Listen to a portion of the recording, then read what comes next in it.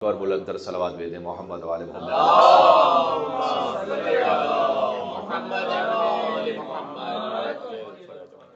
سرنامہ کلام میں دعائے خلیل کی تلاوت کی گئی۔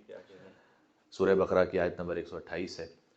موضوع آپ کے ذہن میں ہے، پدر کل ایمان، غالب علی کل غالب، امیر المومنین کے بابا ابو طالب علیہ السلام۔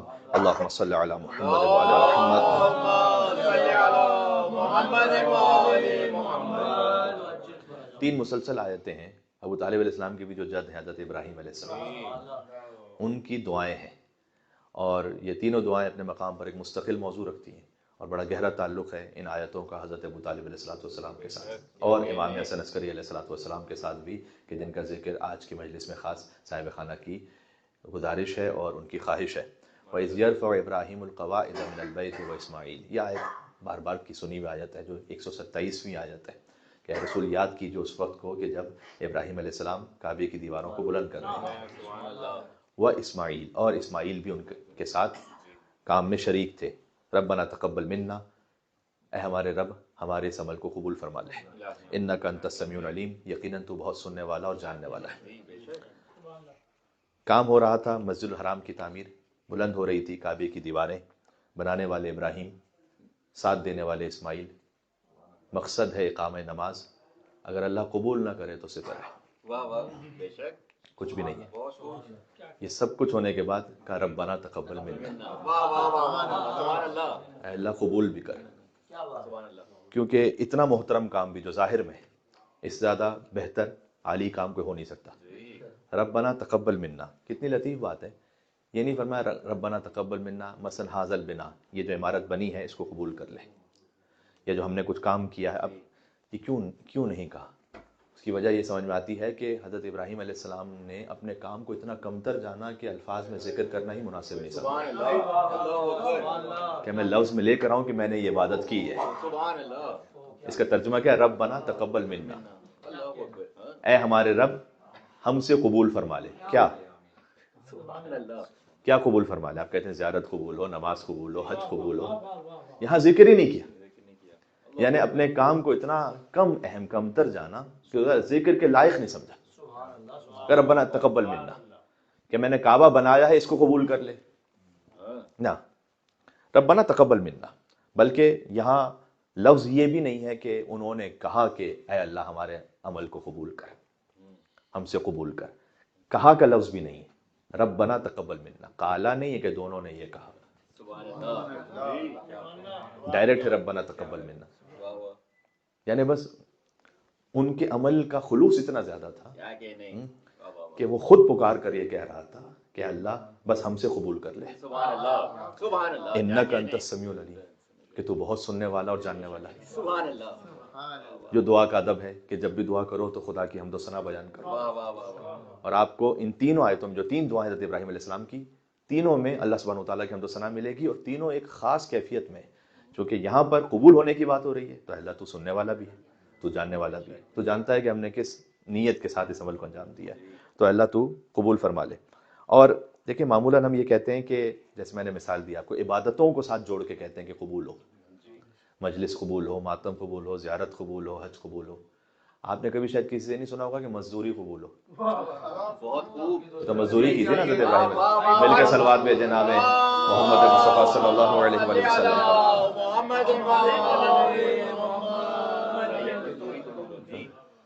پتہ چلا کہ اگر اللہ کی خاطر ایک مزدوری بھی ہے تو وہ بھی اس لائق ہے قرآن میں ذکر ہو، اور دعا ہو کہ اللہ تو قبول کر لے۔ اس سے ہماری زندگیوں میں ایک بڑی امید آ جاتی۔ آپ صبح کو نکلیں رزق حلال کمانے کے لیے، اور آپ کی نیت یہ ہے کہ جو واجب النفقہ ہے مجھ پر، اللہ تعالیٰ نے جن کا نفقہ مجھ پہ واجب کیا ہے، میں ان کے لیے رزق حلال کا اہتمام کروں، تو آپ یہ کہہ سکتے ہیں کہ اللہ میرا ٹیکسی چلانا قبول ہو، میرا آفس میں بیٹھنا قبول ہو، میرا جانا قبول ہو، اس لیے کہ یہ سب کا سب دار و مدار ہے اس نیت پر۔ یہاں پر کوئی حضرت ابراہیم علیہ السلام نے نماز کی قبولیت کی، یا روزے کی، یا عبادت کی، یا حج کی قبولیت کی، عبادت تو ہے لیکن حج کی قبولیت وغیرہ کی دعا نہیں مانگی، مزدوری کی دعا مانگی کہ اللہ جو میں نے عمارت بنائی ہے نا، بس یہ بھی ذکر نہیں کیا اس کو، کیونکہ قابل نہیں سمجھا ذکر کے، ربنا تقبل منا، قبول کر لے ہم سے بس. سبحان اللہ سبحان اللہ. ربنا تقبل منا الصلوات. اللهم صل علی محمد.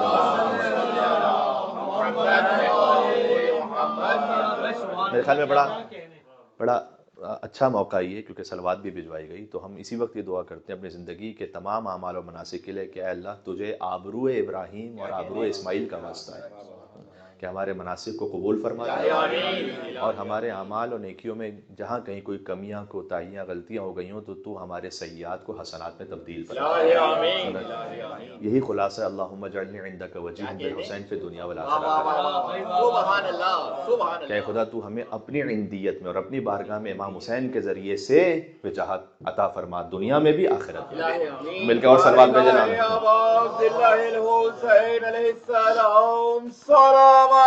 اللہم صل علی محمد وعلی محمد. یہ پہلی آیت ہو گئی، یہ حضرت ابراہیم علیہ السلام کی دعا کی پہلی آیت ہو گئی. حضرت ابراہیم کی نسل سے ہے ابو طالب علیہ السلام، یاد رکھے گا مجھے آنا یہاں تک. اور اب یہ جو دوسری دعا ہے ربنا وجعلنا مسلمین لک، پہلے تو دونوں کے لیے دعا مانگی ابراہیم اور اسماعیل کہ اللہ ہم دونوں کو تسلیم ہونے والا بنا دے.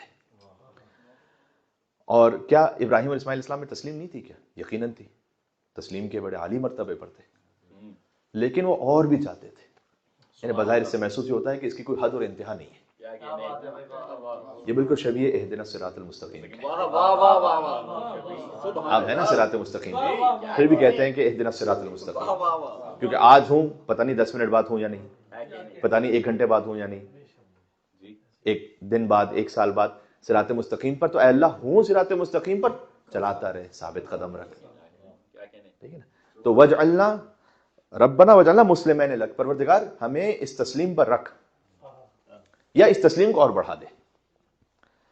اور پھر خالی اپنے لیے نہیں، ومن ذریتنا امۃ مسلمۃ لک، اور پھر جو میری نسل آنے والی ہے ان سب کو بھی تسلیم ہونے والا بنا دے. دعا کی ترتیب کو ملاحظہ فرمائیے گا. تسلیم ہونے والا یعنی یہاں مسلمان تسلیم ہونے والا.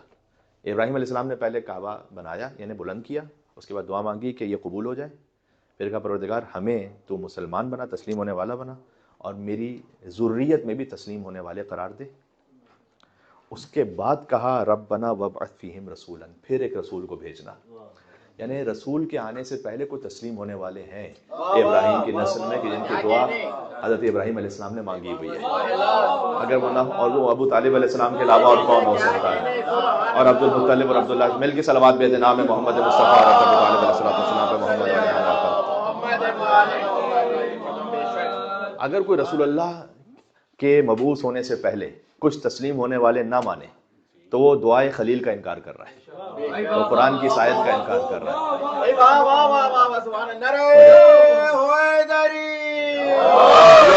عظمت اجداد پیمبر علیہ السلام صلوات. اللہم صل علی محمد وعلی محمد. یہ بھی ایک ذریعہ ہے ایمان ابو طالب علیہ السلام کو ثابت کرنے کے لیے. یہ قرآن ہے، یہ قرآن کی دعا کی ترتیب آپ ملاحظہ فرمائیے گا. سورہ بقرہ کی میں نے پہلے آیت میں 127 پڑھی اور پھر 128 پڑھی کہ وَمِن ذُرِّيَّتِنَا أُمَّةً مُسْلِمَةً لَكَ.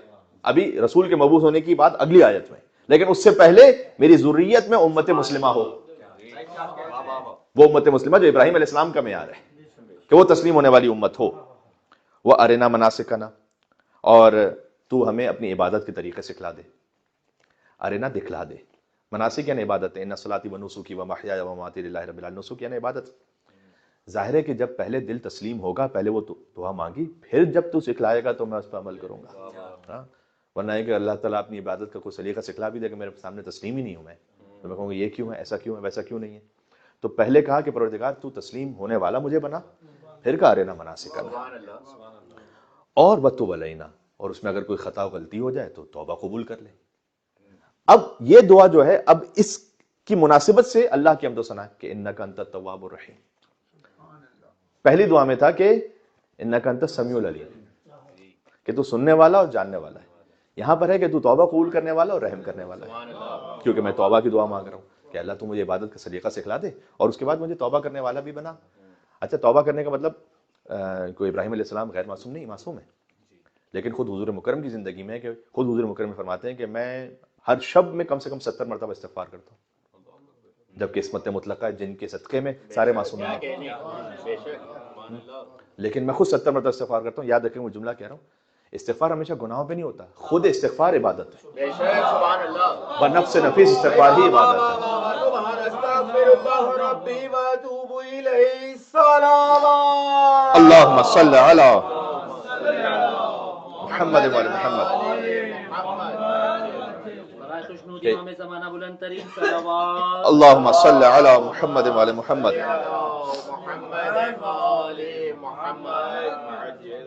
آپ کے سامنے ایک مثال دیتا ہوں. یعنی ابراہیم علیہ السلام کی دعا کو پھر سے غور کیجیے گا.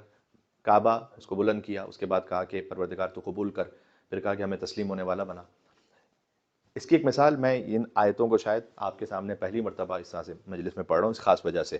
سورہ مدثر کی آیت ہے، 74واں سورہ ہے، اور 27ویں آیت سے آپ آگے دیکھیے گا کہ وما ادراک ما سقر، کہ تم کیا جانو کہ بھڑکتی ہوئی جہنم کیا ہے. سقر، سقر جہنم کا ایک بہت پسترین مقام ہے کہ جو آگے اللہ سبحانہ و تعالیٰ نے اس کی ایک صفت اور کیفیت بیان کی ہے کہ لا تبقی ولا تذر، کہ یہ نہ کسی کو چھوڑے گی اور نہ کوئی باقی رہ سکے گا اس کے سامنے. لواحۃ للبشر، جو بشر کو جھلسا دے گی. اللہ تعالیٰ جب کہہ رہے ہیں کہ جھلسا دے گی، دنیا کی آنکھ سے کہتے ہیں کہ 70 گنا، 70 بھی کثرت کا عادت ہے، اللہ جانے کتنا. اس کے بعد اللہ تعالیٰ نے کہا علیہا 19، اس پر 19 نگہبان ہیں جہنم پر، جو ہم نے ملائکہ مقرر کیے. سوال تسلیم ہونے کے والے سے میں کہہ رہا ہوں 19 نگہبان ہیں جو متعین کیے. سوال کسی کے ذہن میں آئی، مطلب اللہ کے پاس زمین و آسمان کا لشکر ہے، یہ 19 نگہبان پر 20 کر دیتا پورے، 19 پہ آگے کیوں چھوڑ دیا اللہ نے؟ اور یہ کون سا کوئی عدد خاص ہے 19 کہ لہا 19؟ اللہ نے کہا کہ اس پر ہم نے 19 نگہبان متعین کی. آگے پتہ آیت میں کیا کہا؟ وما جعلنا عدتهم الا فتنة للذین کفروا. یہ جو ہم نے تمہیں عدد ذکر کیا ہے نا 19، یہ امتحان ہے کافروں کے لیے کہ وہ تسلیم ہوتے ہیں اس عدد کے سامنے یا نہیں ہوتے، مانتے یا نہیں مانتے. اللہ اکبر سبحان بس اس لیے ذکر کیا اللہ اکبر. کیا کہنے کہ وہ سوال کرتے ہیں کہ یہ 19 کا کیا مطلب ہے، یہ تو ہمیں سمجھ میں نہیں آ رہی بات. یا وما جعلنا عدتهم، یہ جو ہم نے عدد متعین کیا نہیں ہے الا فتنة للذین کفروا، مگر امتحان ان کے لیے جو کفر کرتے ہیں. لیستیقن الذین اوتوا الکتاب، اور جب 19 کا یہ عدد صاحبان کتاب سنتے ہیں تو ان کا یقین اور بڑھ جاتا ہے. سبحان اللہ سبحان اللہ. دیکھیں کیا ہے اس میں، یعنی اللہ سبحانہ وتعالیٰ نے کہا کہ ہم نے ایک بات ذکر کر دی ہے، بس ختم ہو گئی بات. اس پہ چون چرا ایسے ویسے کیوں، یہ نہیں ہے کہ تمہارا یقین بڑھتا ہے یا نہیں بڑھتا. وَيَزْدَادَ الَّذِينَ آمَنُوا ایمانا، اور جب یہ 19 کا عدد صاحبان ایمان سنتے ہیں تو ان کا ایمان اور بڑھ جاتا ہے. وَلَا يَرْتَابَ الَّذِينَ أُوتُوا الْكِتَابَ وَالْمُؤْمِنُونَ، اور جو صاحبان کتاب ہیں اور جو مومنین ہیں ان کو تو شک ہی نہیں ہوتا، انہیں کوئی ڈاؤٹ ہی نہیں آتا کہ کیا وجہ ہے. وَلْيَقُولَ الَّذِينَ فِي قُلُوبِهِمْ مرض، لیکن جن کے دل میں مرض ہے. والکافرون، اور کچھ کافر ہیں وہ کہتے ہیں ماذا اراد اللہ بہذا مثلا، کہ اللہ کیا کہنا چاہ رہے ہیں 19 کی عدد سے. سبحان اللہ. یہ پوری آیت اتنی بڑی اللہ تعالیٰ نے نازل کی ہے کہ ہم نے جہنم کی تمہیں کیفیت بتائی، اس کے بعد کا 19 پہ فرشتے متعین کیے، اور یہ ہم نے 19 کا عدد ذکر اس لیے کیا ہے کہ کافروں کا امتحان ہو، جو صاحبان ایمان ہیں ان کا ایمان اور بڑھ جائے، ان کا یقین اور بڑھ جائے، اور جو مرض رکھنے والے ہیں اور کفر کرنے والے ہیں وہ کہتے ہیں ماذا اراد اللہ بہذا مثلا، اللہ کی کیا مراد ہے اس بات کو ذکر کرنے سے، ہماری سمجھ میں نہیں آ رہا. پھر اللہ نے کہا کذالک یضل اللہ من یشاء، اسی طرح سے ہم بہت سو کو گمراہ کر دیتے ہیں. اللہ کہہ رہا ہے اللہ تو ہدایت کرتا ہے، کل انہیں تسلیم نہ ہو اس کو ہم گمراہ کر دیتے ہیں. سبحان اللہ. ہم نے ایک بات ذکر کر دی ہے نا، اس کے سامنے جھک جاؤ، اگر نہیں جھکو گے ہم گمراہ کر دیں گے. سبحان اللہ. وہ یہدی من یشاء، اور جیسے چاہتے ہیں ہدایت کر دیتے ہیں. کیا کہنے. پھر آگے کہا وما یعلم جنود ربک الا هو، اور یاد رکھو کہ اللہ کا جو لشکر ہے نا وہ اللہ کے علاوہ کو جانتا نہیں کتنا ہے، یہ بھی ذکر کر دیا. واہ واہ واہ. یہ نہیں سمجھ لینا خالی 19 تک ہے، سبحان اللہ. ہم تو تمہارے امتحان کے لیے عدد ذکر کر رہے ہیں. سبحان اللہ سبحان اللہ. یہ جو بات ذکر، تو یہ ایک بات ہے کہ ومن ذریتنا امۃ مسلمۃ لک، اللہ میری نسل میں بھی جتنے آنے والے نا سب تسلیم ہونے والے ہوں تیری بارگاہ میں. ابراہیم علیہ السلام یہ دعا مانگ رہے ہیں. وتب علینا، اور تو ہماری توبہ قبول کر دے. ارنا مناسکنا، ہمیں عبادت کا سلیقہ سکھلا، توبہ قبول کر. میں نے عرض کیا کہ حضور مکرم 70 مرتبہ استغفار کرتے ہیں، خود استغفار ایک عبادت ہے. اور آقا علی ابن موسیٰ رضا علیہ السلام کے صاحب خانہ خاص عقیدت بھی ہے ان سے. اللہم صلی علی محمد و علی محمد. میرے خیال میں شاید ہی کوئی مجلس ہو جس گھر میں پڑھی گئی اور امام رضا علیہ السلام کا کہیں نہ کہیں ذکر نہ آ جائے. اور شبیہ تابوت امام علی ابن موسیٰ رضا علیہ السلام اب تک موجود ہیں یہاں سامنے. تو امام رضا علیہ السلام کی بھی نماز شب کا ایک طریقہ. میں اکثر سوچتا ہوں کہ یہاں اور مقامات پر امام علی ابن موسیٰ رضی اللہ علیہ السلام پر شاید آپ کی خدمت میں 8-10 مجالس کم سے کم پڑھ چکا ہوں, اتنے شاید جشن بھی پڑھ چکا ہوں گا. تو اور کون سے موضوعات ہیں کہ جو رہ گئے؟ ایک موضوع جو خاص طور پر ابھی گفتگو کے لیے باقی ہے وہ ہے عبادت امام رضا علیہ السلام. علی ابن موسیٰ رضی علیہ السلام کے تفصیل سے لکھا ہوا ہے کہ وہ کس نماز کے بعد کون سا سورہ پڑھتے تھے, نماز میں پہلی رکعت میں الحم کے بعد کون سا سورہ پڑھتے تھے, دوسری رکعت میں الحم کے بعد کون سا سورہ پڑھتے تھے, نماز شب میں پہلی رکعت میں کیا پڑھتے تھے, دوسری رکعت میں کیا پڑھتے تھے, جو 11 رکعت نماز شب ہے, 4 رکعتیں اور کس طرح سے پڑھتے تھے, پھر آگے اور 4 رکعتیں کسی اور طریقے سے پڑھتے تھے, نماز جعفر طیار کو کیسے اس میں ملاتے تھے. یہ ایک پورا موضوع ہے. سبحان اللہ. جو امام اسلام کی ہجرت ہے نا, کیا کہنے, ایک مرتبہ قرآن کو ختم کرتے تھے تو پھر دوبارہ کس طرح شروع کرتے تھے, کتنے دن میں قرآن ختم کرتے تھے, کتنی زیادہ قرآن کی تلاوت. عبادت علی بن موسیٰ رضی علیہ السلام, جب امام رضا علیہ السلام نے مدینہ سے ہجرت فرمائی ہے نا خراسان, تو ان کے ساتھ جو شخص ہے اس نے پورا ایک ایک منظر بیان کیا ہے. واہ واہ واہ, سبحان اللہ. یہ تشنابی موضوع. وسلموا تسلیما صلوات. اللہم صلی علی.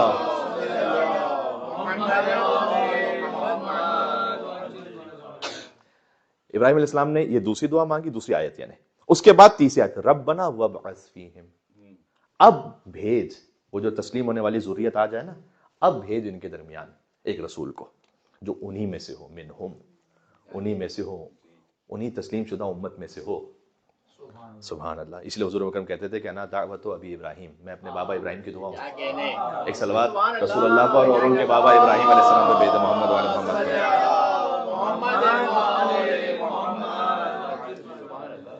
اس سے کیا چیز سمجھ میں آ رہی کہ نبوت کوئی سڈن اسپارک نہیں تھا, ایک فلو کا نام تھا. ابراہیم علیہ السلام نے دعا مانگی کئی صدیوں پہلے, اور اس تسلسل میں ہیں حضور مکرم. میں نے پہلے بھی عرض کیا کہ ایسا نہیں کہ کوئی اچانک خاندان نمودار ہو گیا ہو اور امام حسین علیہ السلام کربلا میں اچانک پہنچ گئے. نہیں, وارث آدم صفوت اللہ, وارث نوح نبی اللہ, وارث ابراہیم خلیل اللہ, وارث موسیٰ کلیم اللہ, وارث عیسیٰ روح اللہ, وارث محمد حبیب اللہ. اچانک کوئی بات نہیں ہو رہی, کوئی رینڈم خاندان نہیں کہ جو اچانک آ گیا ہے, نمودار ہو گیا ہے. وہ دوسرے تھے کہ جو شجرہ خبیثہ سے اس طرح سے ابھرے کہ اشتست, اللہ تعالیٰ نے قرآن میں کہا کہ جھاڑیاں تو اگ جاتی ہیں, ما لہا من قرار, قرار نہیں ہوتا, سٹیبل نہیں ہوتے.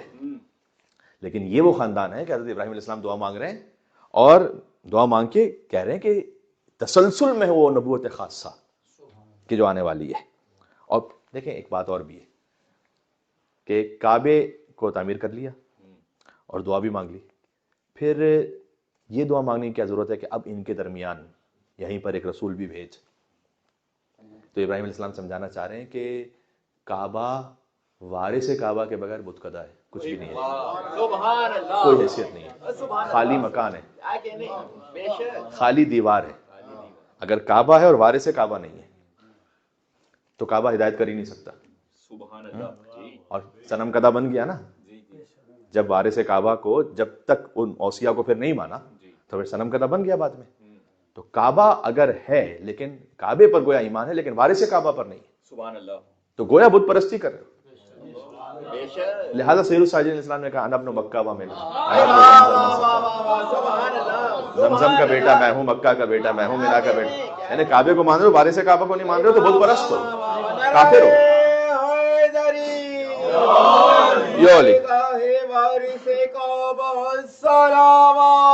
اللہم صلی علی. میں پہنچ گیا ابو طالب علیہ السلام تک, وارث کعبہ. اور پھر آگے دعا مانگی کہ یتلو علیہم آیاتک, تو ایسے رسول کو بھیجو تیری آیتوں کی تلاوت کرے ان کے سامنے, ویعلمہم الکتاب والحکمہ, اور انہیں کتاب اور حکمت کی تعلیم دے, ویزکیہم, اور ان کے نفسوں کا تزکیہ کرے. جب اللہ تعالیٰ نے اس دعا کو قبول کیا تو تھوڑا سا ترتیب کو بدل کے ذکر کیا سورہ جمعہ میں, والذی بعث فی الامین رسولا منہم یتلو علیہم آیاتہ ویزکیہم ویعلمہم الکتاب والحکمہ. یعنی اللہ سبحانہ وتعالیٰ نے سمجھایا کہ تزکیہ پہلے ہوگا پھر کتاب اور حکمت کی تعلیم ہوگی. ابراہیم علیہ السلام نے دعا کی تھی کہ پروردگار وہ کتاب اور حکمت کی تعلیم دے اور تزکیہ کرے, کہ نہیں پہلے تزکیہ ہوگا تب کتاب اور حکمت کی تعلیم اثر کرے گی. یعنی اگر فرض کیجئے کہ تعلیم تو پہنچ جائے لیکن تزکیہ نہیں. تو اگر کوئی فاسد کرپٹ مائنڈ ہے تو کتنا بھی اس تک علم پہنچ جائے یا کتنی بھی کوئی نصیحت پہنچ جائے فائدہ نہیں ہونے والا جب تک کہ اپنے نفس کو پاک نہیں کرے گا. تو آپ کی تو اس لیے اگر کوئی بخیل ہے، آلودہ ہے، فاسد ہے، کرپٹ ہے، یہ ایسی مثال ہے کہ جیسے ایک نجس برتن ہے اس میں آپ کتنا بھی زمزم ڈال دیں تو پہلے ظرف پاک ہونا چاہیے تب کتاب و تعلیم کی جو حکمت کی تعلیم ہے وہ اثر کر سکے. تو اللہ سبحانہ و تعالیٰ نے جب ذکر کیا تو تھوڑا سا اس کی ترتیب کو بدل کر ذکر کیا. اب یہ ہے امتن مسلمتن لک، توجہ ہے آپ کی. اب یہ آپ کا افتخار ہے کہ آپ رسول اللہ کے آباء و اجداد کو مومن مانتے ہیں. باقی کسی کو افتخار نہیں ہے. الحمدللہ سبحان اللہ. رافضی ہونے کے لیے خالی علی کی خلافت کو ماننا کافی نہیں ہے، رسول اللہ کے ماں باپ کو اور علی ابن ابی طالب کے ماں باپ کو مومن ماننا بھی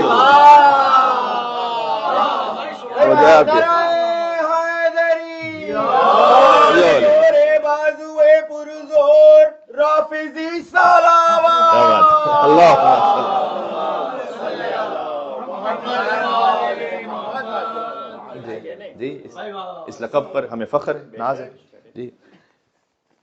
تو اب آپ دیکھیے گا کہ بعض سو کالڈ صحیح کتابیں یا بعض وہ روایتیں کہ جنہوں نے رسول اللہ کے آباء و اجداد کے بارے میں، ان کے ایمان کے بارے میں بات کی، چونکہ ان کا ایک خاص مقصد تھا کہ نعوذ باللہ اگر ان کا ایمان نہ ثابت کریں تو اس سے بہت کچھ حاصل کرنا چاہتے تھے، وہی اس فلو کا انکار کر رہے تھے.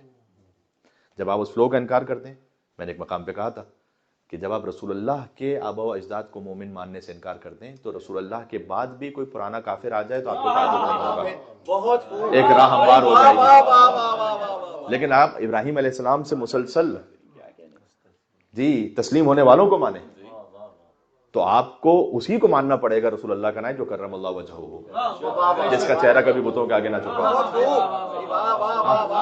ورنہ اگر رسول اللہ کے آباء و اجداد کو مومن نہیں مانیں گے تو کسی کو بھی بنا دو. جو ہے آپ کی تو اس لیے وہ روایتیں گڑھ لی گئیں کہ ابو کا فنار، جب رسول اللہ نے جو ہے کسی کو کہا کہ جو ہے وہ ابو کا فنار کہ نعوذ باللہ کہ مطلب پہلے رسول اللہ نے کسی سے کہا کہ تیرا باپ جہنم میں، تو وہ بڑا مغموم ہو گیا کہ رسول اللہ نے میرے باپ کے لسان سے کہا. تو اس وقت پھر رسول اللہ نے پلٹ کے جواب دیا کہ ان اباک و ابی نعوذ باللہ من ذلک فی النار، کہ تو کیوں مغموم ہو رہا ہے کہ تیرا باپ بھی اور پھر میرا باپ بھی. آگے میں ترجمہ نہیں کروں گا. اور اس کو رسول اللہ کی ہمدردی کے عنوان سے ذکر کیا گیا کہ رسول اللہ بہت زیادہ دلجوئی کر لیتے تھے کہ اگر اس کا باپ جہنم میں تھا تو رسول اللہ نے اپنے باپ کے لیے بھی کہہ کر اس کے دل کو تسلی دے دی. تو اس طرح سے آپ کو ملیں گی چیزیں کچھ. پھر سیوطی بڑا ایک نام ہے اہل سنت علماء میں، اس نے 9 رسالے، پہلے 6 لکھے، اس کے بعد 3 کا اضافہ کیا، رسالۃ التسع، 9 رسالے لکھے جس میں رسول اللہ کے آباء و اجداد کے ایمان پر پوری گفتگو کی اہل سنت میں سے. اور پھر شاہ محدث حق دہلوی نے یہ کہا کہ یہ جلال الدین سیوطی کا احسان ہے امت مسلمہ پر کہ انہوں نے رسول اللہ کے آباء و اجداد کے ایمان پر پوری کتاب لکھی اور 9 رسالے لکھے، جس سے یہ بات واضح ہو گئی اور کلیئر ہو گئی کہ رسول اللہ کے آباء و اجداد مومن تھے.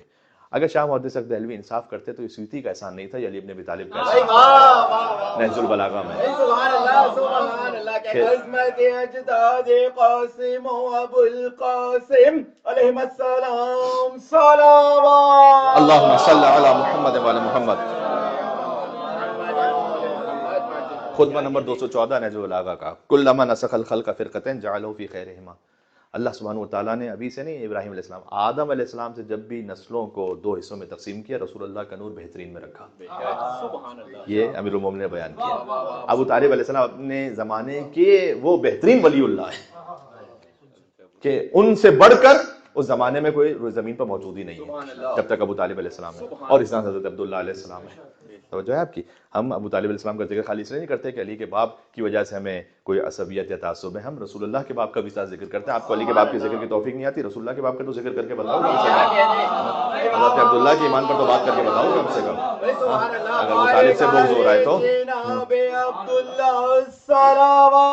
اللہم صل علی محمد و علی محمد. یہ خطبہ نمبر 214. لم یسم فی آخر ولا ضرب فی فاجر. والا امیر المومنین نے کہا کہ اس پورے سلسلے میں بہترین میں رکھا ہمیشہ جب بھی نسل ڈیوائیڈ ہوئی، یعنی ہمیشہ حضور مکرم کا نور بہترین میں چلتا رہا. اشہد انک کنت نورا فی الاصلاب الشام قبل ارحام المطہرہ. اور محمد علی کا ایک ہی نور ہے حضرت عبد المطلب علیہ السلام تک، پھر تقسیم و عبداللہ اور ابو طالب علیہ السلام میں. ہے نا. تو یہ امیر المومنین نے فرمایا, تو یہ احسان سیوطی کا نہیں ہے, یہ امیر المومنین علیہ السلام کا احسان ہے کہ انہوں نے اس عقیدے کو واضح کیا تھا. اور پھر میں آگے ذکر کرتا ہوں, اگر کوئی تفصیل میں جا سکا میں, کہ امیر المومنین علیہ السلام نے فرمایا کہ لم یوسم فی آہر ولا ضرب فی فاجر, اس میں نہ کوئی ایک بغیر نکاح کے تھا نہ کوئی بدکار تھا پورے سلسلے میں. پوری نسل کی ضمانت لیا امیر المومنین علی بن ابی طالب علیہ السلام. ہائے ہائے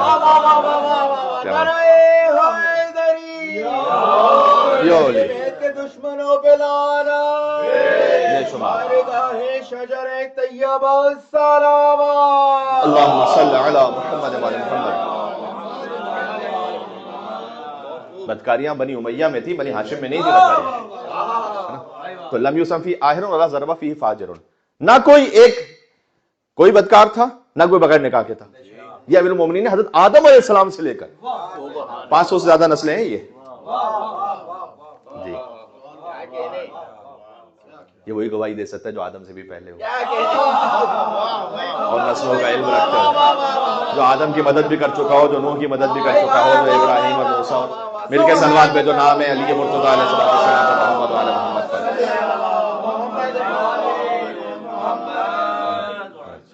لہٰذا حضرت آمنہ سلام اللہ علیہا کے لیے لکھا ہوا ہے کہ وہ اپنے وطن میں گفتگو کرتی تھی رسول اللہ صلی اللہ علیہ وسلم. ان کی کتنی ہی کرامات, کتنی ہی معجزات حضرت آمنہ سلام اللہ علیہا کے لکھے ہیں تاریخ میں, ایک مستقل موضوع ہے. پھر حضرت عبداللہ جن پر حضور مکرم نے فخر کیا کہ انا ابن ذبیحین, میں 2 ذبیحوں کا بیٹا ہوں. ایک اسماعیل علیہ السلام ذبیح ہیں, فلما بلغ معه السعي قال يا بني اني ارى في المنام اني اذبحك فانظر ماذا ترى قال يا ابت افعل ما تؤمر ستجدني ان شاء الله من الصابرين. فلما اسلم وتله للجبين وناديناه يا ابراهيم قد صدقت الرؤيا, کہ اے ابراہیم آپ نے اپنے خواب کو سچ کر دکھایا. تو اسماعیل علیہ السلام میں ذبیح اللہ, ذبح ہوئے نہیں تھے, فقط ذبح کا ارادہ کیا تھا, لیکن پوری خلوص کے ساتھ ارادہ تھا, اللہ نے گویا قبول کر لیا. مقام ذبح پہ جو پہنچے تو ہیں وہ ذبیح اللہ, تو جو ذبح ہو گئے ان کا مقام کیا ہوگا. تو اصل ذبیح اللہ ہیں وہ حضرت ابا عبداللہ حسین علیہ السلام ہیں, جو فخر اسماعیل ہے. تو ایک ذبیح ہے اسماعیل, اور ایک ذبیح ہے حضرت عبداللہ, کہ حضرت عبد المطلب نے منت مانی تھی, چونکہ وہ زمزم کا کنواں پھر سے آباد کرنا چاہتے تھے. زمزم کنواں اس وقت ناپید ہو چکا تھا, اس وقت حضرت اسماعیل علیہ السلام کی ٹھوکر سے شروع ہوا تھا زمزم, اور اب حضرت عبد المطلب بھی چاہتے تھے, کیونکہ وہ زمانے کے گزرنے کے ساتھ ساتھ وہ جو کنواں تھا ناپید ہو گیا تھا, کہ اس کو دوبارہ کھودیں, اس مقام کو متعین کریں. قریش یہ نہیں چاہتے تھے کہ کریڈٹ حضرت عبد المطلب لے لیں, تو ہم یہ کام کو کرنے ہی نہیں دیں گے. بعض مرتبہ ہوتا ہے نا کہ کوئی کریڈٹ نہ لے جائے, آپ کام ہی نہیں کرنے دیتے کہ اس کے نام پہ نہ آ جائے, تو کہتے ہیں ہم یہ کرنے ہی نہیں دیں گے. تو حضرت عبد المطلب نے منت مانی کہ اللہ تو میری پشت کو مضبوط کر دے میرے بیٹوں سے, کہ اگر تو نے مجھے 10 بیٹے عطا کیے, کیونکہ جب 10 بیٹے ہوں گے اور پھر میں ان کے ساتھ یہ کام انجام دوں گا تو قریش کی ہمت نہیں ہو سکے گی, اور میں ابو طالب جیسا بیٹا ہوگا. تو اگر تو مجھے 10 بیٹے عطا کرے گا تو میں زمزم کے کنویں کو پھر سے آباد بھی کروں گا, اور ان 10 میں سے ایک تیری بارگاہ میں ذبح کر دوں گا, قربان کر دوں گا. اور زمانے میں جو منت تھی, جو دین ابراہیمی تھا, اس میں منت اس طرح سے پوری ہوتی تھی کہ پھر آپ بیٹے ہی کو باقاعدہ ذبح کر دیں, قربان کر دیں. 10ویں بیٹے ہوئے حضرت عبداللہ, رسول اللہ کے والد. حضرت عبداللہ کی ولادت ہوئی, حضرت عبد المطلب دین ابراہیمی پر اپنی اس شریعت کے مطابق منت کو پورا کرنے کے لیے حضرت عبداللہ کو لے کر چلے قربان کا, کہ میں عبداللہ کو ذبح کروں گا, کیونکہ میں نے اللہ سے منت مانی تھی. حضرت ابو طالب علیہ السلام نے بعض جگہوں پر بیان کیا جاتا ہے, بعض جگہوں پر حضرت عاتقہ جو حضور کی پھوپھی تھیں, انہوں نے یہ کہا کہ آپ ایسا کیجیے, یہ اللہ کی طرف سے انتظام تھا کہ آپ ایک قرعہ ڈال دیجیے کہ حضرت عبداللہ اور 10 اونٹ, تو اگر عبداللہ پہ قرعہ نکلے تو آپ ذبح کر دیں, منت کو پورا کر دیں. یہ بھی دین ابراہیمی میں تھا, اور آج بھی شریعت محمدی میں بہت سارے معاملات قرعہ سے حل ہوتے ہیں. فقہ میں اس کے لیے پورا باب ہے ایک. تو کہا آپ یہ کیجئے کہ اس قرعے کے ذریعے سے اپنی منت کو پورا کر لیں, اور 10 اونٹ نکلے تو پھر آپ 10 اونٹ کی قربانی کر دیں. قرعہ نکلا حضرت عبداللہ, حضرت عبداللہ کو ذبح کروں گا چونکہ قرعہ نکلا. کیسے کیجئے کہ 10 اونٹ اور بڑھا دیجیے, حضرت عبداللہ اور 20 اونٹ, پھر قرعہ ڈالیے, پھر حضرت عبداللہ کے نام کا قرعہ, حضرت عبداللہ 30 اونٹ, 10 اونٹ اور بڑھا دیجیے, پھر حضرت عبداللہ کے نام سے قرعہ نکلا, حضرت عبداللہ اور 40 اونٹ, حضرت عبداللہ اور 50 اونٹ, حضرت عبداللہ اور 60 اونٹ, 70 80 90 100, پھر 100 اونٹوں پہ نکلا. 100 اونٹوں پر جو قرعہ آیا تو حضرت عبداللہ اور 100 اونٹ, پھر 100 اونٹ نکلے. 100 اونٹوں کی قربانی کی حضرت عبد المطلب نے. محمد مصطفیٰ نے زمین پر آنا ہے. کیا اہتمام ہے. اللہم صلی علی محمد وعلی محمد.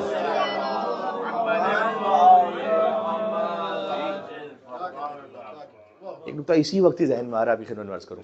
حضور مکرم کی بھی جو نسل آگے بڑھی تو اللہ نے کہا کہ انا اعطیناک الکوثر فصلی لربک وانحر، قربانی دیجیے، کیونکہ ہم نے فاطمہ تو زہرا عطا کی ہے.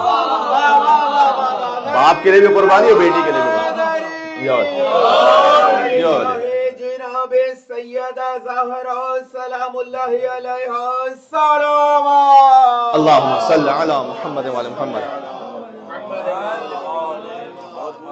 تو فصلی لربک وانحر پر حضرت عبد المطلب پہلے ہی عمل کر چکے تھے دیکھا جائے تو، کہ چونکہ آنا ہے حضور مکرم نے تو 100 اونٹ قربان ہوں گے. اور اللہ سبحانہ و تعالیٰ کو یہ سنت اتنی زیادہ پسند آئی کہ ایک شخص کی دیت خون بہا 100 اونٹ قرار دیے گئے شریعت اسلامی میں. حضرت عبد المطلب کی 5 سنتیں ایسی ہیں، یہ خالی تاریخ سے ثابت نہیں ہے، یہ روایت ہے صادق آل محمد کی کتاب الخصال میں، کہ میرے جد عبد المطلب کی 5 سنتیں ایسی ہیں جو اللہ تعالیٰ نے شریعت محمدی میں باقی رکھی. ان میں سے ایک یہ ہے کہ جب بھی انہیں کہیں زمین سے خزانہ ملتا تھا تو 5واں حصہ یعنی خمس رائے خدا میں دیتے تھے، پورا نہیں رکھتے تھے. یہ جو خمس کا سلسلہ ہے یہ حضرت عبد المطلب نے شروع کیا تھا، جو شریعت محمدی میں باقی رکھا گیا کہ وَاعْلَمُوا أَنَّمَا غَنِمْتُمْ، کہ جب بھی تمہیں کوئی غنیمت حاصل ہو، کوئی خزانہ حاصل ہو، کوئی مال و دولت حاصل ہو، فَأَنَّ لِلَّهِ خُمُسُهُ، تو رسول اللہ اور اللہ کا حصہ ہے اس میں 5واں یعنی 20%.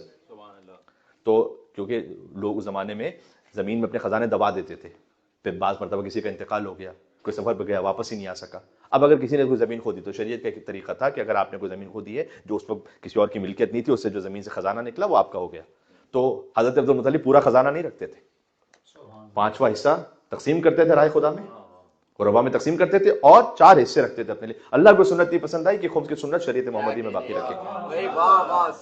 جو خمس سے اگر آپ کو سوال کریں نا کہاں سے شروع ہوا تو آپ کہیں گے حضرت عبد المطلب نے شروع کیا. حضرت ابو طالب نے اس کو جاری رکھا اور پھر رسول اللہ کی شریعت میں آیا. تو 5 سنتیں، ان میں سے ایک ہے خمس.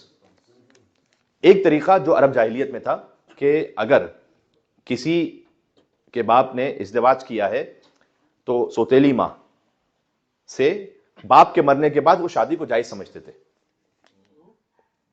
سگی ماں سے تو نہیں، لیکن سوتیلی ماں سے بہرحال جائز سمجھتے تھے عرب جاہلیت میں. اس روش کو، اس سنت کو ختم کر دیا عبد المطلب نے کہ یہ جائز نہیں ہے، جسے اسلام نے باقی رکھا. اس زمانے میں جو کعبے کا طواف ہوتا تھا اس میں جس کی مرضی تھی جتنے چکر لگا لے. کوئی زیادہ طاقتور تھا مثلا 10 چکر لگا لے، کوئی کمزور تھا 2 چکر لگا لے.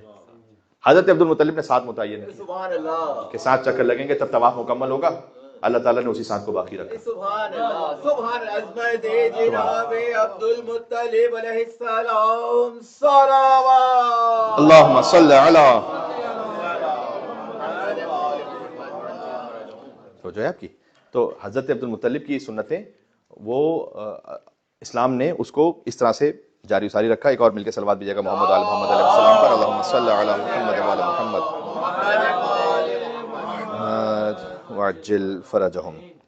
زمزم کے کنویں کو آباد کر کے سقایت الحاج نام رکھا، یعنی حاجیوں کو پانی پلانے کا اب سبب یہ ہوگا، اب ذریعہ یہ ہوگا. قرآن نے اسی لفظ کو باقی رکھا جو حضرت عبد المطلب نے رکھا تھا. اجعلتم سقایت الحاج و عمارت المسجد الحرام، یہ قرآن کی آیت ہے. اللہ تعالیٰ نے قرآن میں زمزم کو زمزم نہیں کہا، سقایت الحاج کہا ہے. سقایت الحاج جو نام دیا ہے نا یہ عبد المطلب نے نام دیا. ابو طالب کے بابا کی شان تو سمجھ میں آ جائے پہلے، پھر ابو طالب نے مل کے صلوات بھیجو خانواد ابو طالب علیہ السلام محمد محمد. تو ایک خمس سے کعبے کے 7 چکر ہیں. نام سقایت الحاج رکھنا، ایک انسان کا خون بہا 100 اونٹوں کے برابر ہونا، اور بیٹے کا باپ کی زوجہ سے شادی کا حرام ہونا. یہ حضرت عبد المطلب کی سنتیں جو اللہ سبحانہ وتعالیٰ نے رکھی. اس خاطر ہے کہ اللہ سبحانہ وتعالیٰ نے سورہ شورى میں کہا وَتَقَلُّبَكَ فِي السَّاجِدِينَ، ہم نے جو آپ کا نور ہے نا وہ سجدہ کرنے والوں کے درمیان ایک کے بعد ایک رکھا. یہ 5ویں امام نے اس کی تشریح بیان کی، اس آیت کی تفسیر. تقلبک فی الساجدین، تقلبہ کا مطلب یہ ہوتا ہے کہ جو منقلب ہو رہا ہو، یعنی ایک یعنی اس میں ایک فلو ہو. تقلبک فی الساجدین، سجدہ کرنے والوں میں مسلسل رکھا آپ کو. کلہم حامدون، سب کے سب حمد کرنے والے، کلہم راکعون، سب کے سب رکوع کرنے والے، کلہم ساجدون، سب کے سب سجدہ کرنے والے. یہ حضور کے آبا و اجداد ہیں. تو عبد المطلب علیہ السلام اور پھر حضرت ابو طالب علیہ السلام اور حضرت عبداللہ علیہ السلام. اچھا میں آپ سے عرض کروں کہ یہ جو لم یوسم فی آہر ولا ضرب فی فاجر، کہ کوئی بھی بدکار اس سلسلے میں تھا ہی نہیں، امیر المومنین اسلام نے گواہی دی.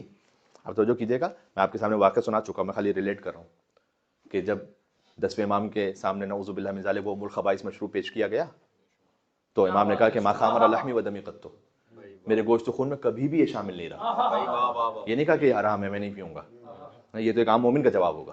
امام نے کہا ما خامر لحمی و دمی قط، کبھی آدم علیہ السلام سے لے کر گویا امام کہنا چاہتے تھے کہ آج تک ہمارے گوشت و خون میں شامل ہی نہیں رہی. یہ ہے یطہرکم تطہیرا، رزق کو اللہ نے دور رکھا ہے.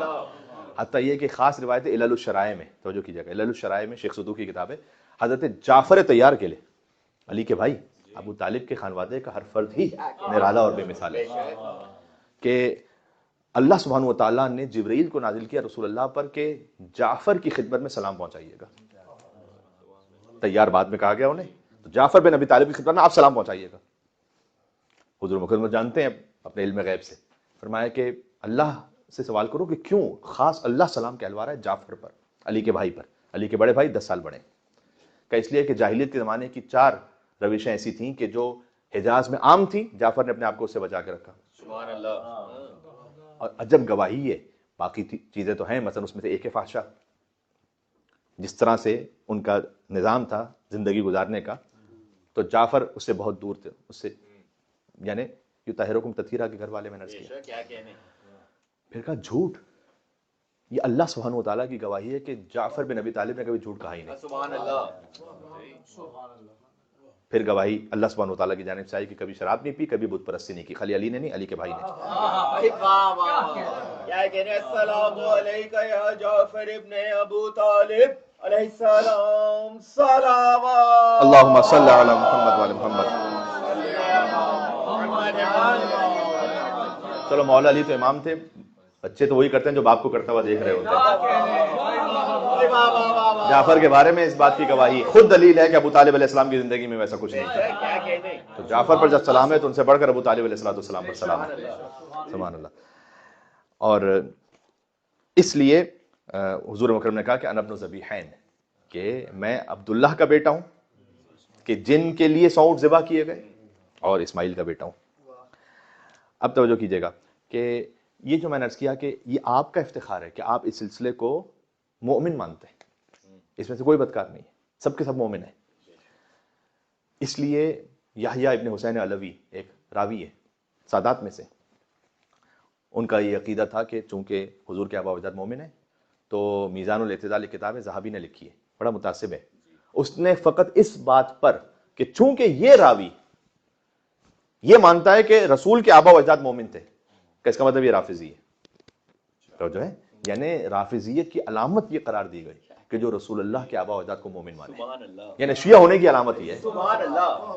کسی کے شیعہ ہونے کی علامت یہ ہے کہ کوئی یہ عقیدہ رکھتا ہو کہ رسول اللہ کے آبا و اجداد مومن تھے، باقی یہ عقیدہ کسی کے پاس نہیں. تو جو یہ آپ کا افتخار ہے، یہ آپ کا افتخار ہے. جی اس خاطر، اور میں نے عرض کیا کہ یہ سب سے پہلے تو امیر المومنین علی بن ابی طالب علیہ السلام نے اس بات کا اظہار کیا. اچھا اب توجہ کیجیے گا کہ جب ابو طالب کے خانوادے میں کچھ بھی نہیں تھا، حضور مکرم کے لیے یعنی کوئی بدکاری کچھ بھی نہیں تھا، آپ کو اللہ سبحانہ و تعالیٰ نے سلام بھجوایا.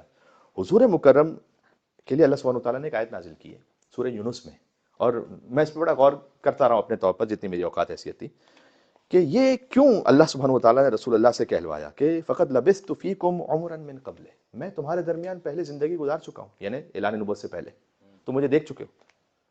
رسول اللہ نے اپنی گزشتہ زندگی کو دلیل بنایا ہے اپنی نبوت کے لیے. توجہ کیجیے گا کہ میں تمہارے درمیان زندگی گزار چکا ہوں، تم ہی تو مجھے صادق کہتے ہو، تم ہی تو مجھے امین کہتے ہو، کبھی مجھے بت پرستی کرتے ہوئے دیکھا، کبھی ام الخبائث یعنی ان تمام نجاستوں کی طرف آتے ہوئے دیکھا. لقد لبثت فیکم عمرا، میں تمہارے درمیان ایک زندگی گزار چکا ہوں. اور رسول اللہ نے اپنی گزشتہ زندگی کو سند بنایا آگے کے لیے، آگے تبلیغ کے لیے. میں آپ سے اطمینان کے ساتھ کہہ رہا ہوں، شاید ایک نئے زاویے سے بات ہو جائے، کہ بعد میں رسول اللہ کے ساتھ جس کو بھی آپ ساتھی بنا دیں، اعلان نبوت سے پہلے کوئی کہہ نہیں سکتا کہ ہم اس وقت بھی رسول اللہ کے ساتھ ہوتے. رسول اللہ نے اللہ نے دور رکھا تھا, ہر رچ سے دور رکھا تھا. کوئی کہہ نہیں سکا بعد میں کہ تم تو بت پرستوں کے ساتھ اٹھتے بیٹھتے تھے. فقط ایک ہے جو کوئی بھی نہیں. اللہم صلی علی محمد و علی محمد. کوئی ان بعد میں آنے والوں میں سے کوئی ایک بھی ایسا نہیں جو یہ دعویٰ کر سکے کہ اعلان نبوت سے پہلے ہم بھی ہوتے تھے رسول اللہ کا, اس وقت سے تھے ہم تو, ہمارے تو اس وقت سے دوستی ہے, ہمارا تو اس وقت سے تعلق ہے. کوئی ایک بھی نہیں ایسا.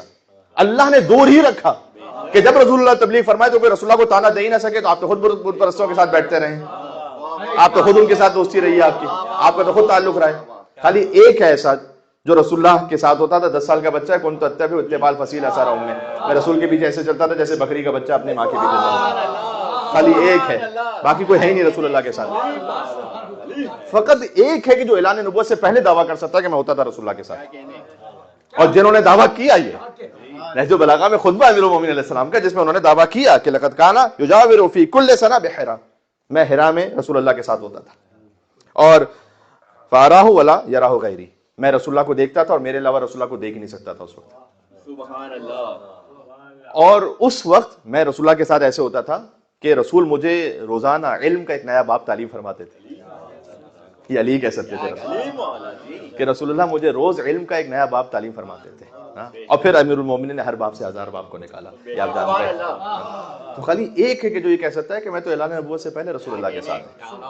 لہٰذا رسول اللہ نے کہا یا علی انک تسمع ما اسمع, تم وہی سنتے ہو جو میں سنتا ہوں, وترى ما ارى, تم وہی دیکھ رہے ہو جو میں دیکھ رہا ہوں. جب جبرائیل نازل ہوئے تھے, اقرا باسم ربک الذی خلق, خلق الانسان من علق, اسی وقت فرمایا, ایک آواز سنی رسول اللہ نے. جب وہی نازل ہوئی تو ایک آواز ہے. مولا علیہ السلام نے کہا یا رسول اللہ کون سی آواز ہے؟ کہا رنت الشیطان, یہ شیطان کی آواز ہے. کہ جب مایوس ہو گیا, کیا وہ سب کو گمراہ نہیں کر سکے گا؟ کچھ ہوں گے جو ہدایت پر ہوں گے, چونکہ وہی نازل ہو رہی ہے, چونکہ میری نبوت کا اعلان ہو چکا ہے, اس کے بعد تمہاری ولایت کا اعلان ہونے والا ہے. میں تشریح کے لیے جملہ آگے بڑھا رہا ہوں کہ یہ دین آنے والا ہے. تو شیطان کی مایوسی کی چیخ ہے, اور اس وقت رسول اللہ نے کہا یا علی تم وہی سن رہے ہو جو میں سن رہا ہوں, تم وہی دیکھ رہے ہو جو میں دیکھ رہا ہوں. الا انک لست بنبی, تم نبی نہیں ہو, بل انت وزیر, تم وزیر ہو میرے. یہ جو بلاغا ایک ہے جو رسول اللہ. علی علیہ السلام صلوات. اللہم صلی علی محمد و علی محمد. توجہ کیجئے گا, امیر المومنین جیسے صدیق اکبر کی گواہی ہے کہ آگے پھر مولا نے کہا کہ ارا نور الوحی, میں تو وحی کا نور دیکھ رہا ہوتا تھا. 10 سال کا سے نا امیر المومنین کا, 40 سال رسول اللہ ہیں اور امیر المومنین 10 سال ہے, 30 سال کا فرق ہے. اور 30 سال کا فرق کیوں ہے یہ بھی سمجھا چکا ہوں آپ کو کسی موقع پر, شاید میں پتہ نہیں یہاں پہ کہیں اور. ارا نور الوحی, کہ میں وحی کا نور دیکھتا, والرسالہ, رسالت کا نور دیکھ رہا تھا, اشم ریح النبوہ, نبوت کی خوشبو سونگ رہا تھا. یہ جو نا اشم, یہ حسن حسین نے علی سے سیکھا ہے حدیث کے سامنے, یا امہ انی اشم عندک رائحۃ طیبہ کانہا رائحۃ جدی رسول اللہ. حسن حسین سے پہلے خوشبو علی ابن ابی طالب نے محسوس کی. علی نے وہ کہا, حدیث کے سامنے حسن حسین نے یہ کہا. پورے حدیث کے سامنے اشم کا لفظ 3 جگہ پر ہے خالی. ایک مولا حسن علیہ السلام نے کہا, پھر مولا حسین علیہ السلام نے کہا, پھر مولا علی ابن ابی طالب السلام نے کہا, اور سیدہ سلام اللہ علیہ سے تو خود کہا گیا کہ آپ سے وہ خوشبو آ رہی جیسے کہ رسول اللہ کی خوشبو ہے. آپ تصور فرمائیے گا کہ جب جبریل نازل ہوئے تو انہوں نے اشم نہیں کہا. یہ خاص وہ خوشبو نبوت ہے کہ جو یہ چادر کے نیچے تھے نا یہ محسوس کر سکتے تھے اور یہ محسوس نہیں کر سکتا تھا. یہ خاص خوشبو نبوت تھی کہ جو مولا حسن نے محسوس کی, مولا حسین نے محسوس کی, اور علی ابن ابی طالب السلام نے محسوس کی سیدہ سلام اللہ کے وجود اطہر سے, کہ ایسے آپ کی خوشبو آ رہی جیسے بابا رسول اللہ یہاں موجود ہیں. کیا بات, یہ فاطمہ تو بذۃ منی, فاطمہ میرا مل کے سروات بھیجو خانواد فاطمہ تو زہرا سلام علیہ محمد علیہ محمد. سبحان اللہ, جی سبحان اللہ. تو یہ امیر المومنین علیہ السلام اس سن میں اپنے بارے میں اعلان فرماتے ہیں. آپ جانتے ہیں نور تو ایک ہی ہے, لیکن اس سن میں اعلان فرماتے ہیں کہ میں نبوت کی خوشبو کو سونگ رہا تھا. ہم لوگ ان کے سن کے لیے ویسے خود بدر میں جب علی کے ہاتھ میں علم تھا تو جو کفار کے لشکر میں بعض یہ کہتے تھے, انہوں نے ابھی تک علی کی پہلی جنگ تھی, کبھی علی کو تلوار چلاتے ہوئے نہیں دیکھا تھا, رسول کا دفاع کرتے ہوئے دیکھا تھا, تلوار پہلی مرتبہ ان کے سامنے چلا رہے علی ابن ابی طالب. تو کہہ رہے تھے کہ کس چھوٹے سے صغیر سن میں کسی کو لشکر کا سردار بنا دیا یا علم دے دیا. یہ باتیں ہو رہی تھی وہاں. تو اس وقت امیر المومنین نے ایک رجس پڑھا ہے بدر میں کہ بادل ہذین صغر سنی، میرے بارے میں یہ بات ہو رہی ہے کہ میرا سن بہت کم ہے، بلے مثل ھذا ولدتنی امی، لیکن یاد رکھو آج ہی کے دن کے لیے میری ماں نے مجھے جنا تھا۔ آج ہی کے دن کے لیے۔ یہ ہے علی بن ابی طالب، کیا کہنا ہے؟ یو علی حضرت حیدر ام حیدر علیہ السلام صلوات۔ اللہم صلی علی محمد وعلی محمد۔ تو یہ ابو طالب کا خانوادہ۔ جی جی بات ایک مقام پر میں نے مکمل کر لی، چونکہ ذکر فضائل امام مولا حسن عسکری علیہ الصلوۃ والسلام بھی تو اسی ترتیب میں۔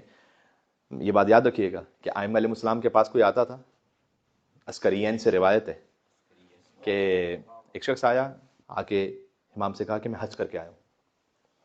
امام نے، مجھے نہیں پتا روایت میں کوئی لفظ نہیں لکھا ہوا کہ مثلا امام نے کہا تیرا حج قبول ہو یا کیا لفظ کہا امام نے، بہرحال امام نے کوئی جواب دیا اسے۔ اس نے کہا کہ میں جب حج کر کے آیا نا تو آپ کے جد محمد مصطفیٰ صلی اللہ علیہ وسلم، ان کے بھی آباء و اجداد، اللہم صلی علی محمد وعلی محمد، کہ میں حج تو کر کے آیا ہوں لیکن حضور مکرم کے اجداد کی نیابت میں طواف بھی کر کے آیا ہوں۔ اب امام عسکری اٹھے کا گلے تو لگ رہے، کیونکہ تو عبد المطلب کی نیت سے اور ابو طالب کی نیت سے طواف کر کے آیا ہے تو آپ میرے گلے لگ۔ یہ ائمہ علیہ السلام کی سنت تھی۔ داؤد رقی آتے ہیں چھٹے امام کے پاس کہ مولا میرا ایک قرض میں نے کسی کو دیا، واپس ہی نہیں کر رہا وہ، تو میں کیا کروں؟ میں نے بہت مرتبہ کچھ کی، واپس نہیں کر رہا۔ امام علیہ السلام نے کہا، اسی مکہ میں تھے امام، وہی مسجد الحرام میں، امام نے کہا جا اور رسول کے آباء و اجداد حضرت عبد المطلب، حضرت عبداللہ، حضرت آمنہ، ابو طالب اور فاطمہ بنت اسد، یہ 5 نام لیے امام نے، ان کو ہدیہ کرتے ہوئے طواف کر، تیرا قرض واپس آ جائے گا۔ سبحان اللہ۔ لہٰذا آج تک علماء جو حج و عمرہ پہ جاتے ہیں ان کو یہ عمل بتلاتے ہیں کہ آپ ان کی نیابت میں ان کو ہدیہ کرتے ہوئے طواف کریں۔ اور وہ طواف کر کے باہر نکلا اور وہ خود ڈھونڈتا ہوا، مکہ ہی میں جب وہ تھا تو وہ خود ڈھونڈتا ہوا آیا داؤد رقی کو، وہ تمہارا قرض تھا جو مجھے واپس کرنا، اتنا سریع الإجابہ ہے۔ تو ظاہر ہے کہ اس وقت حج و عمرہ پہ بار بار ہر ایک کے لیے جانا ممکن نہیں ہوتا، تو آپ کم سے کم اتنا اہتمام رکھیں کہ آپ ایک سلوات کی تصویر تو نکالیں، حضرت عبداللہ کو ہدیہ کرتے ہوئے۔ بیٹے پر سلوات بھیجیں گے، باپ کو ہدیہ کریں گے تو کیسے حاجت پوری نہیں ہوگی؟ محمد عبداللہ علیہ السلام کو ہدیہ، مل کے سلوات پڑھیں۔ اجداد پیمبر علیہ السلام صلوات۔ اللہم صلی علی، بات کو بس سمیٹ لوں میں جی۔ تو یہ عسکریین سے روایت ہے حضور کے آباء و اجداد کے لیے۔ جمعہ کا دن گزرا ہے، اس لیے بات یہ بھی کہتا ہوں کہ مولا حسن عسکری علیہ السلام کے پاس بھی ظاہر ہے کہ ملاقات اتنی عام طریقے سے پاسبل نہیں ہوتی تھی لوگوں کے لیے، بڑی مشکل سے لوگ پہنچتے تھے۔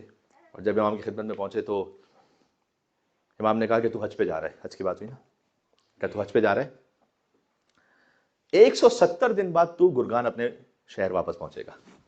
آج کا زمانہ نہیں ہے کہ آپ کے لیے فلائٹ متعین ہے۔ امام نے کہا تو حج پہ جائے گا، 170 دن بعد تو اپنے شہر واپس پہنچے گا، اور اس دن جمعہ کا دن ہوگا، وہاں اپنے تمام اطرافیان مومنین کو جمع کر لینا، ہم معجزے سے آئیں گے تمہارے سوال کا جواب دینے کے لیے۔ یہ امام حسن عسکری اسلام کا طریقہ تبلیغ یہ بھی رہا ہے۔ معمولاً پردے کے پیچھے سے بات کی امام حسن عسکری علیہ السلام نے، اس لیے کہ غیبت کے لیے تیار کر رہے تھے مومنین کو، اور بہت کم امام علیہ السلام کا تعلق رہتا تھا مومنین سے، ڈائریکٹ تعلق۔ وکلا کو متعین فرمایا نشاپور میں، بصرہ میں، قم میں، احمد ابن اسحاق شریف قمی۔ امام علیہ السلام کے لیے ایک جو سب سے اہم معاملہ ہے وہ یہ ہے کہ 12ویں کی حفاظت بھی کرنی ہے، لیکن 12ویں کو اتنا چھپا کے نہیں رکھنا کہ کسی کو پتہ ہی نہ چلے کہ 12واں دنیا میں آ چکا ہے، ورنہ لوگ انکار کر دیں گے۔ لہٰذا 40 خاص لوگوں کو امام علیہ السلام نے دکھلایا، حضرت حجت کی زیارت کروائی، جس میں سے ایک احمد ابن اسحاق شریف قمی، اور امام نے کہا کہ اگر تیرے دل میں وہ خاص ہماری ولایت نہ ہوتی تو میں کبھی نہ دکھلاتا۔ وہ واقعہ میں آپ کو سنا چکا ہوں کہ امام علیہ السلام گود میں لے کر باہر آئے۔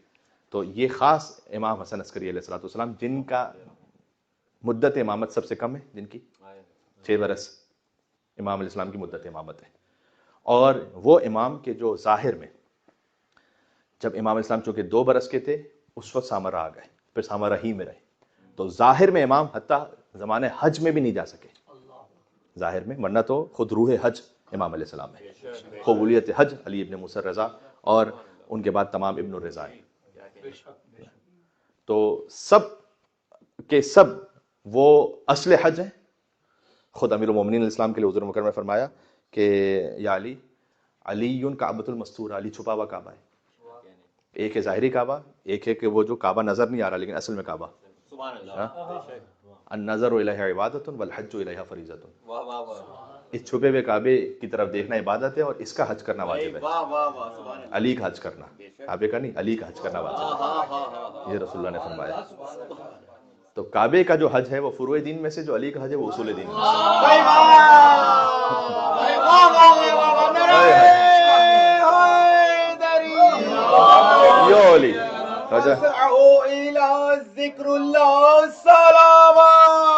اللہم صلی علی. یہ امام حسن عسکری علیہ السلام،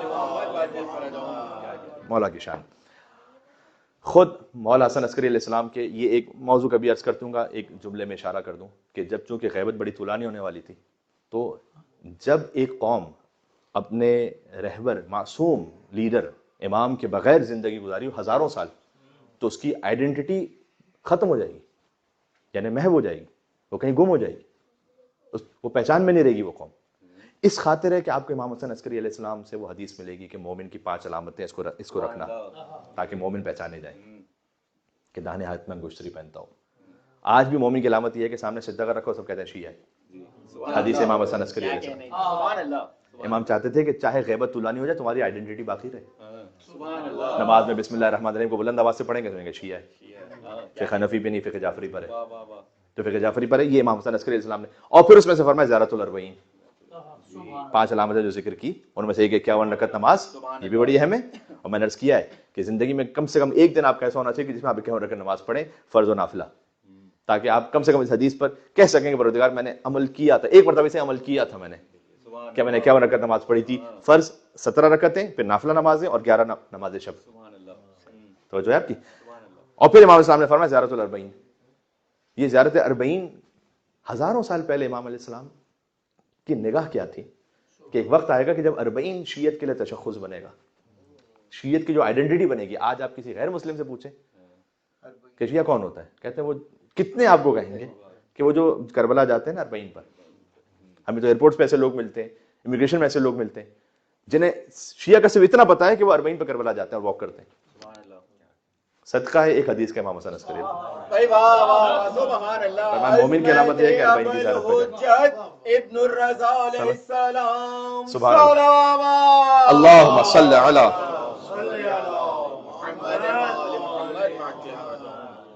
بس بات کو میں تمام کرتا ہوں یہاں پر. منزل مصائب میں 2 ہی جملے کافی ہیں انشاءاللہ گریے کے لیے کہ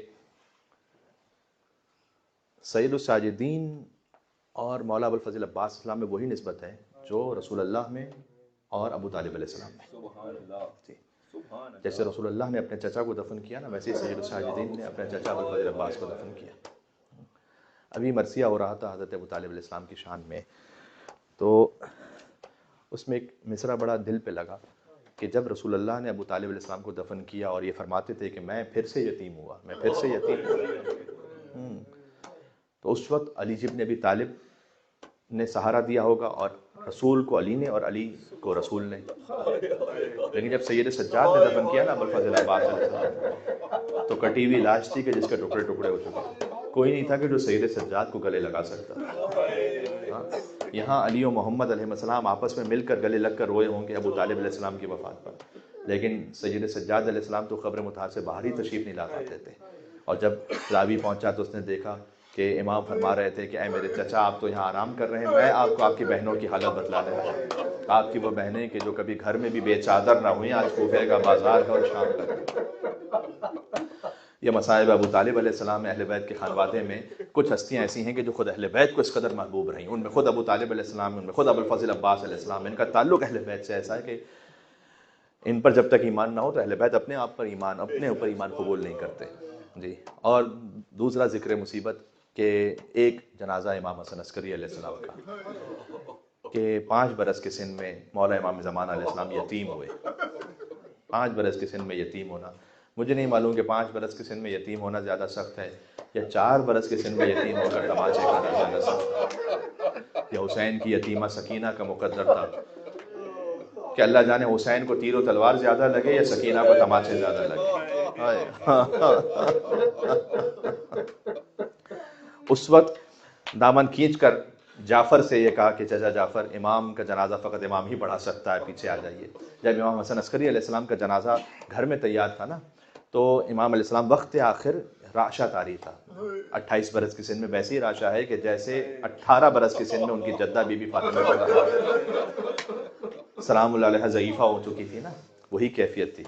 اور اپنے غلام عقید اس کا نام ہے، پہلی ربیع الاول کو امام کو زہر دیا گیا۔ یہ جو آپ کے بزرگوں نے سنت رکھی نا کہ آپ 8 ربیع الاول تک غم کی تاریخ پر غم مناتے ہیں، اس میں اس لیے کہ ربیع الاول کے مہینے کو غم میں آپ اس لیے بھی شامل کرتے ہیں کہ ایام محسنیہ بھی ہیں، اور اس لیے بھی شامل کرتے ہیں کہ پہلی ربیع الاول کو امام حسن عسکری کو زہر دیا گیا، اور 8 دن تک مولا زہر کے اثر سے تڑپتے رہے، اس شدت سے تڑپتے رہے، لیکن بار بار اپنے غلام سے کہتے تھے کہ جو نیشا پور والوں کے خط ہیں انہیں بلاؤ، میں خط کا جواب دے دوں، بصرہ والوں کے خط کا جواب دے دوں، قم والوں کے خط کا جواب دے دوں، میرے بعد تم حجت کو نہیں دیکھ سکو گے۔ بالکل وقت آخر آیا، امام علیہ السلام نے آب مستغ، یہ خاص قسم کا پانی ہے جو طلب فرمائے، لیکن راشا اتنا تھا کہ امام پانی نہیں نوش فرما سکے۔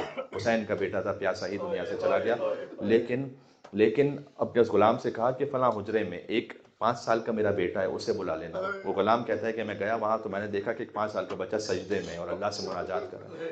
میں نے کہا آپ کے بابا نے آپ کو طلب فرمایا ہے۔ انہوں نے سجدے سے سر اٹھایا، امام کی خدمت میں جیسے پہنچے تو امام حسن عسکری نے امام زمانہ کو دیکھا، فرمایا یا سید اہل بیت، اے میرے اہل بیت کے سید، اے میرے اہل بیت کے سید، اب تمہارے حوالے ہے یہ جی۔ اور امام زمانہ علیہ السلام کی گود میں جان دی امام حسن عسکری علیہ السلام نے۔ بہرحال کتنے ہی مصائب ہوں، لیکن باپ کے دل کو تسلی ہوتی ہے اگر بیٹے کی گود میں جان دی جائے۔ لیکن میں ایک اور باپ جانتا ہوں کربلا مولا کہ جو اپنے بیٹے کے سامنے اس کیفیت میں پہنچے کہ چہرے پر علی اصغر کا خون تھا، لباس پر اکبر کا خون تھا، کمر عباس کے غم سے ٹوٹ چکی تھی۔ سید سجاد نے پوچھا این عمی العباس، بابا چچا عباس کہاں گئے؟ مار دیے گئے۔ این اخی علی الاکبر، بابا علی اکبر کہاں گئے؟ قتل مار دیے گئے۔ کہ بیٹا اس وقت مردوں میں تمہارے اور میرے درمیان کوئی نہیں بچا تھا، کبھی بھی اماں ذرا میری تلوار تو لائیے گا، میرا بابا تنہا رہ گا، میرا بابا اکیلا رہ گا۔ آخری جملہ مصائب پہ آپ کی صدائے بلند ہے۔ یہ ہمیشہ کا دستور رہا ہے کہ بیٹے کی گود میں باپ کا سر ہو اور باپ پہ جان دے دے، لیکن کربلا میں نے ایک اور منظر بھی دیکھا کہ جب باپ کی گود میں جوان بیٹے کا سر، کالت دنیا بعدک الافا، اے علی اکبر دنیا کی مٹھاس ختم ہو گئی تیرے، لقد استرحت من ہم دنیا۔ حسین نے اپنا رخسار علی اکبر کے رخسار پر رکھا، اور اب لوگ باتیں کر رہے تھے کہ حسین تو مر گئے، نہیں اٹھ سکیں گے حسین، کیونکہ حسین ایسا لگتا تھا کہ جیسے کوئی حرکت باقی نہیں بچی۔ جو زیادہ صحیح روایات ہیں ان کے مطابق ابو الفضل عباس بھی تھے، علی اکبر ان سے پہلے شہید ہوئے ہیں، بنی ہاشم کے پہلے شہید میں سے ہیں، جو اولاد حسین ابن علی علیہ السلام میں سے ہیں۔ ابو الفضل عباس بھی تھے، لیکن اب شاید یہ کام فقط بی بی زینب سلام اللہ علیہا کا ہے کہ بی بی زینب آئیں اور اکبر کے لاشے سے حسین کو، لہذا خرجت من الفستاد، مختر میں لکھا ہے کہ بی بی زینب خیمے سے باہر نکلی۔